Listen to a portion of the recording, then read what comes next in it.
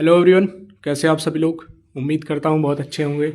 और कल का जो अपन ने एनालिसिस बताया था वैसे ही कुछ हुआ है मार्केट में, जो कि मैंने आपको पहले भी समझाया है डे कैंडल्स पे कि अगर आपको पहले ट्रेंड आइडेंटिफाई करना होता है और फिर देखना होता है कि जो डे की फर्स्ट कैंडल है वो शुरुआत किस साइड हो रही है। देखिए कल की जो कैंडल थी वो यहाँ से शुरू होकर अप साइड पहले गई थी, तो यहाँ से हमें एक पीओआई था एफवीजी, वो मैं आपको अभी दिखाऊंगा।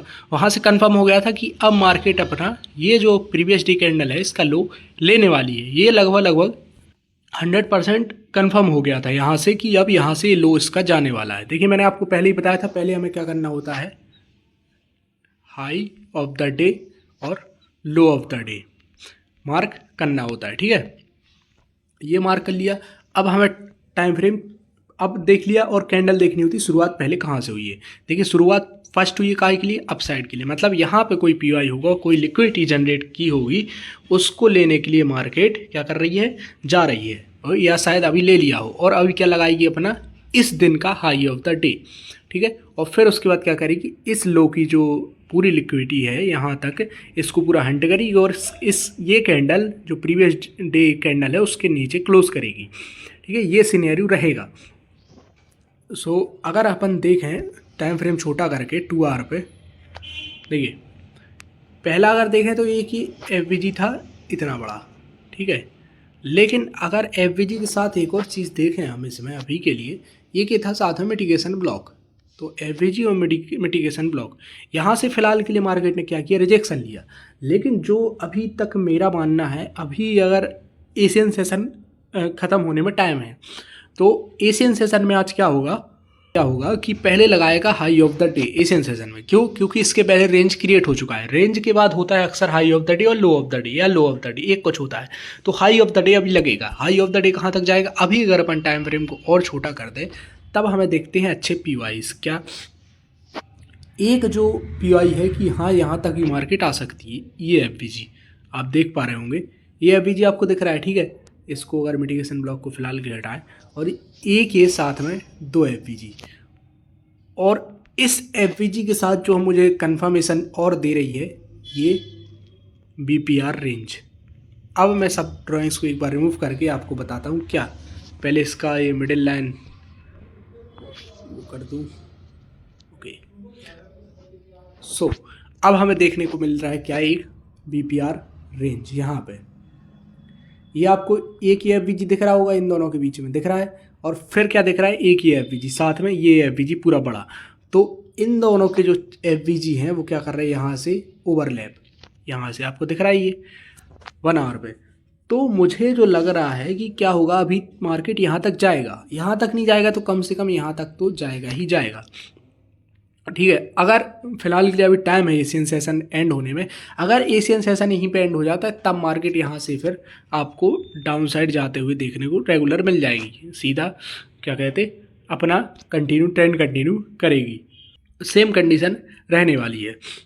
तो होगा क्या कि अभी हमें वेट करना होगा एक अच्छे काय का कैंडल स्वीप का। बिना कैंडल स्वीप के आप ट्रेड नहीं कर सकते। अगर यहाँ से हमें कोई कैंडल स्वीप और बार बार अभी देखिए बार बार रिजेक्शन मिल जाए तो एक अच्छा स्ट्रॉन्ग पॉइंट है मार्केट का नीचे जाने के लिए।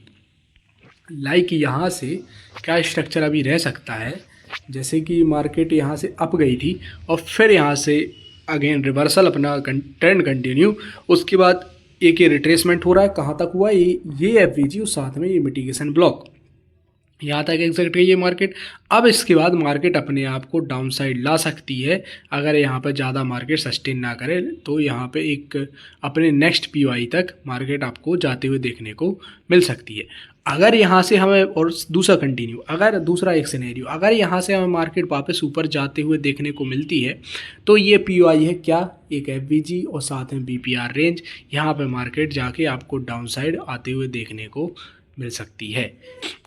सो we are now on Ethereum, और इथेरियम पहले मैं सेशन ऑफ कर दे, मैं सेशन स्ट्रेटजी आपको बता दूंगा। अगर आपको सीखने मतलब कहना चाहिए one of the finest strategy है, अगर आपको इस एक बार समझ में आ गई ना, मैंने सिखा दी, तो इसमें तुम कभी फेल नहीं हो पाओगे, इतना ध्यान रखना है ना। सो फिलहाल के लिए अगर देखा जाए तो मार्केट अपना ये पीओआई लेने के लिए अग्रसर है, मतलब यहाँ तक लेने के लिए आपको जाते हुए देखने को मिल सकता है इथेरियम। और उसके बाद यहाँ से हमें एक भारी गिरावट मार्केट में देखने को मिलेगी। देखिए अभी बढ़ ही रहा है ऊपर, तो यहाँ से अगर हमें रिट्रेसमेंट मिल गया तब मार्केट अपना यहाँ से अगेन लो लगा देगी, ठीक है, एक और लो, नया लो लगा देगी। सो इथेरियम के लिए यही रहेगा, अभी ऐसा कोई रिवर्सल नहीं। अगर हाँ यहाँ से इसी पॉइंट से हमें कोई कैंडल स्विंग नहीं देखने को मिलेगा, क्योंकि यहाँ से अब मार्केट फट रहा है ऊपर साइड के लिए, ठीक है, तो आप यहीं तक का इंतज़ार करिए, यहाँ पे आपको मार्केट जाते हुए देखने को मिलेगी और इस पॉइंट से फिर मार्केट आपको डायरेक्ट नीचे आते हुए देखने को मिलेगी। तो ये रहेगा इथेरियम के लिए। अब गोल्ड एक बार चेकआउट करते हैं। Okay, so we are now on gold. और पहले सारी ड्राइंग्स रिमूव करते हैं। मैंने आपको कल यहाँ पे जब मार्केट था मैंने बताया हुआ था, यहाँ से मार्केट आपको यहाँ से कम 500-600 पिप्स ऊपर जाते हुए देखने को मिलेगी। और आप मेरा पर कल का वीडियो देख सकते हैं, मैंने मार्क भी किया था कि कहाँ से मार्केट आपको ऊपर जाते हुए देखने को मिलेगी, ठीक है। सो और अगर आज का देखें तो आज इसने पहले क्या किया है, एक रेंज बनाई है, आपको दिख रही है रेंज बनाई है। अब अगर मैं सेशंस चालू कर दूँ एक बार, देखिए सेशंस का फ़ायदा क्या होता है, इससे मेरा एक जो स्ट्रेटजी है कि पहले कंसोलिडेशन, फिर हाई ऑफ द डे या लो ऑफ द डे, फिर अगेन रिट्रेसमेंट या expansion, again low of the day, मतलब ट्रेंड का एंड हो जाता है वहाँ पे। ये 4 चीज़ें मैं मेन फोकस करता हूँ। देखो जैसे तो मैं अगर मैं बताऊँ कि पहले क्या हुआ था, मार्केट ने क्या किया, ये थी पूरी रेंज ब्रेक की, यहाँ पे क्या लग गया, low of the day. Low of the day के बाद क्या हुआ, एक्सपेंशन के बाद क्या लग गया, high of the day. Again क्या चालू हो गई वापस, रेंज के बाद क्या लगेगा, हाई ऑफ द डे। या अगर मार्केट को अब डाउन आना है यहाँ से, ठीक है, high of the day, then market अपने आप को डाउन साइड ले आएगी, तो यहाँ का क्या बना देगी, लो ऑफ द डे, ठीक है। तो अभी के लिए देखिए मार्केट रेंज कर रहा है, ठीक है। सो अगर इसको ऑफ कर दूँ तो अगर वन डे पे कैंडल देखें, और वन डे पे क्या हुआ है, गैप अप, ये देख रहे हो तुम, यहाँ से क्या हुआ है, गैप अप। और अगर आप देखें तो एक ही ऑर्डर ब्लॉक है इतना बड़ा, ठीक है। अब इसका हमें देखना है मीन थ्रेशोल्ड मीन्स बीच का इसका यहाँ से ये, तो यहाँ से अभी जो गोल्ड है जैसे डाउन आके अब ट्रेस कर रहा है, कहाँ तक करेगा, इसके जो मीन थ्रेशोल्ड है यहाँ तक, लगभग यहाँ से अभी 1000 पिप्स, लगभग 900 पिप्स ऊपर जाएगा।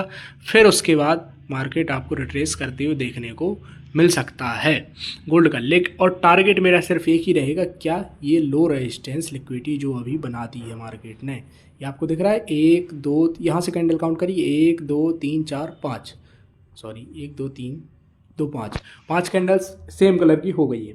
तो अब यहाँ से एक मुझे कंफर्मेशन है कि आज नहीं तो कल या परसों, जितने भी दिन बाद ये मार्केट लेने ज़रूर आएगा। ये जो लो रेजिस्टेंस लिक्विडिटी इसको टैप करने आएगा ही आएगा।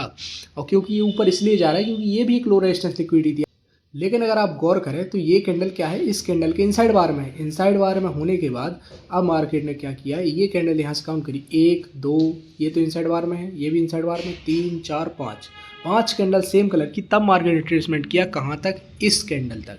अब इस कैंडल के मीन थ्रेशोल्ड तक मार्केट जाएगी, देन मार्केट अपना अगेन ट्रेंड रिवर्सल लगा सकती है, ठीक है।